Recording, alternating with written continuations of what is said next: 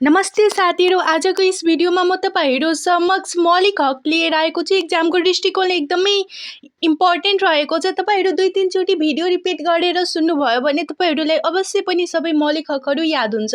धारा 16 मा हाम्रो सम्मानपूर्वक बाँच्न पाउने हक रहेको छ। धारा 17 मा स्वतन्त्रताको हक, 18 मा समानताको हक, 19 मा सञ्चारको हक, 20 मा न्याय सम्बन्धी हक, 21 मा अपराध पीडितको हक, 22 मा यातना विरुद्धको हक, 23 मा निवारक नजरबन्द विरुद्धको हक, 24 मा छुवाछुत तथा जातीय भेदभाव विरुद्धको हक, धारा 26 मा हाम्रो सम्पत्तिको हक रहेको छ। त्यस्तै गरी सम्पत्तिको हक र धार्मिक स्वतन्त्रताको हक रहेको छ। धारा 27 मा सूचनाको हक, 28 मा गोपनीयताको हक, 29 मा शोषण विरुद्धको हक, 30 मा स्वच्छ वातावरणको हक, 31 मा शिक्षा सम्बन्धी हक, 32 मा भाषा तथा संस्कृतिको हक, 33 मा रोजगारीको हक, 34 मा श्रमको हक, 35 मा हाम्रो स्वास्थ्य सम्बन्धी हकहरू, धारा 36 मा खाद्य सम्बन्धी हक, धारा 37 मा आवासको हक, धारा 38 मा महिलाको हक, धारा 39 मा बालबालिकाको हक, धारा 40 मा दलितको हक, धारा 41 मा ज्येष्ठ नागरिकको हक, धारा 42 मा सामाजिक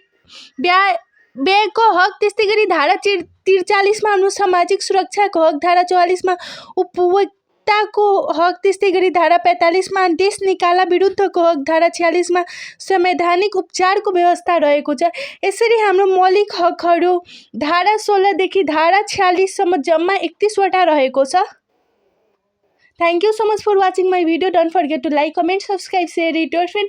र यो तपाईहरु भिडियो रिपिट गरेर सुन्नु किनभने एकदमै इम्पोर्टेन्ट रहेको छ र तपाईहरु टुल गर्दा गर्दै यो याद गर्नुहुन्छ एकदमै इजी रहेको छ।